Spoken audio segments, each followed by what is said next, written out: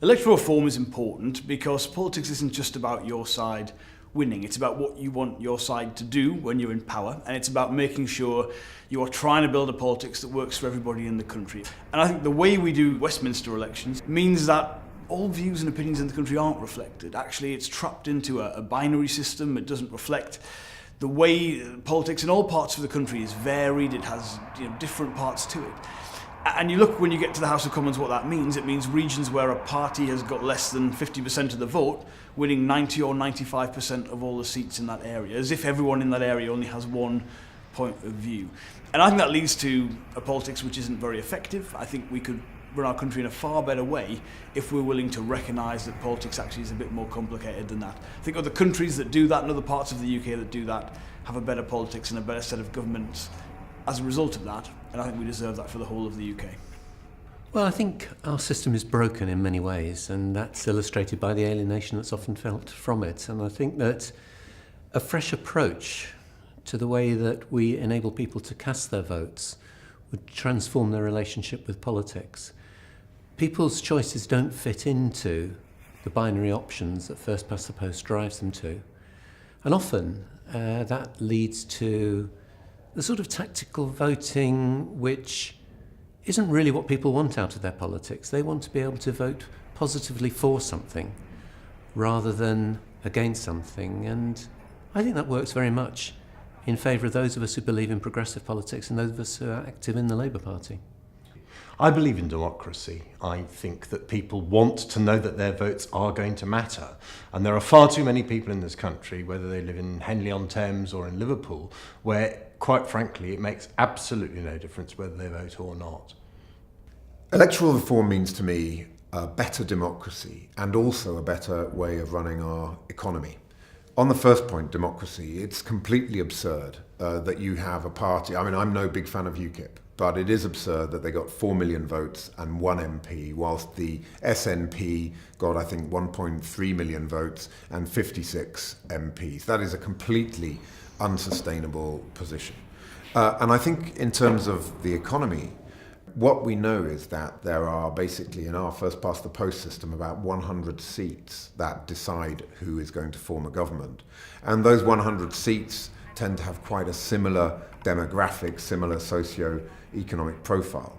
And what you end up then is the skewing of power and resources and investment to service those 100 seats, rather than a whole nation approach looking at rebalancing the British economy. And I genuinely believe that one of the reasons we have such a drastically imbalanced economy with power and wealth and resources being sucked into London and the South East and so-called Middle England is because of our first past the post system. So this is something which has real outcomes, real impact on the lives of people up and down the country and particularly in constituencies such as mine in South Wales. So the two-party system actually disenfranchises many, many people in the UK, and it's really hard to break through that. So the answer is electoral reform. I think we've got a very confrontational system of politics at the moment, and one of the things I've, throughout my political career, I've argued for is to try and find the things we agree on rather than we disagree on. And I think electoral reform would help the country, which is very divided at the moment, help the country focus far more on those things that we have in common. I think if you ask most people, that's what they want politicians to do. Our system sometimes stops that happening.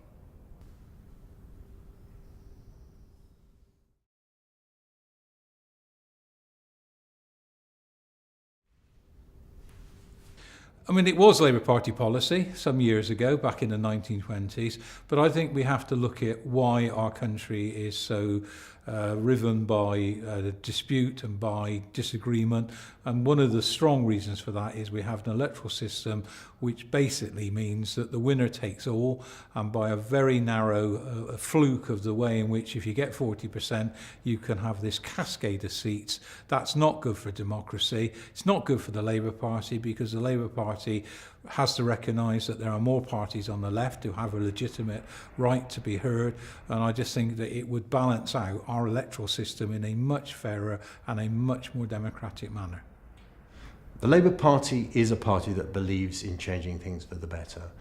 We want a fairer society. We want a society where everybody in our country is empowered to make our country a better place. And if people are going to do that, if people are going to be confident that their vote is going to help that to happen, then we need to have an electoral system where they know that their vote will make a difference.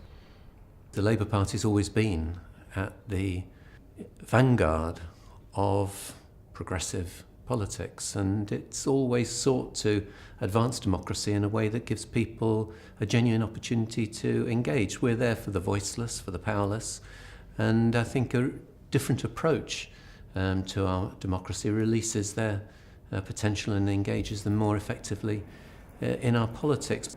There is a progressive majority probably in this country. In 13 of the last 16 general elections, people have voted for a party to the left of the Conservative Party. Nevertheless, for most of that period, the Conservative Party's been in power. Well, Labour did want to adopt proportional representation when we had Keir Hardie as our first-time leader of the Labour Party. And it should adopt it because Labour's values are about justice, fairness, access for all, for the many, not the few.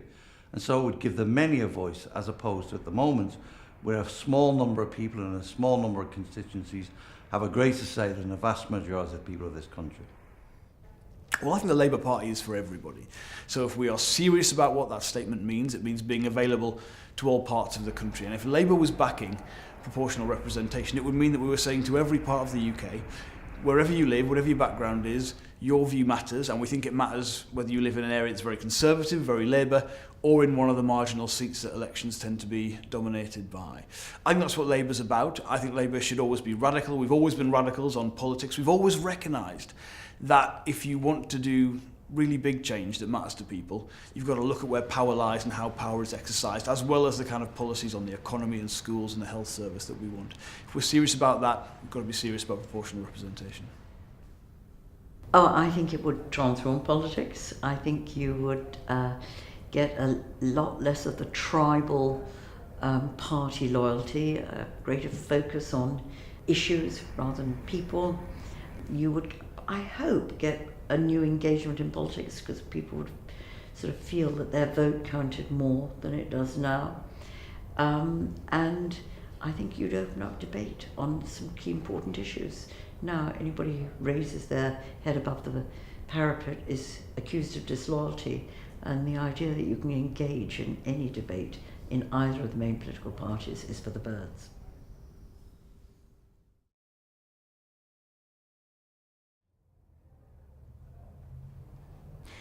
The way Labour makes policy is through a democratic process. I've been a member of Labour's National Policy Forum for many, many years, so I've seen it close up.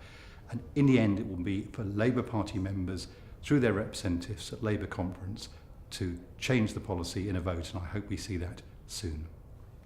Well, for Labour to back and introduce electoral reform, I think first of all we would have to have a situation where the majority of Labour MPs were convinced of the case. We'd have to get to that point, make sure a majority of Labour members and trade unionists were convinced of that case.